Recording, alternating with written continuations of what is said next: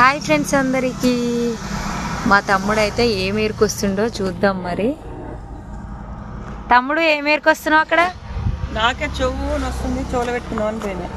కానీ నేను చాలా వీడియోలలో ఇట్లా చెవుల పత్తి పెట్టుకొని కనిపిస్తా కదా, నాకైతే చెవులకి కొంచెం గాలి పోయినా కానీ చెవు పోటు వస్తుంది అనమాట, తలనొప్పి లేస్తుంది. అందుకే నేనైతే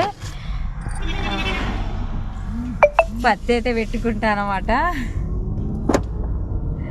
ఈ పత్తి అయితే మా తమ్ముడు నా కోసం తీసుకొచ్చిండు.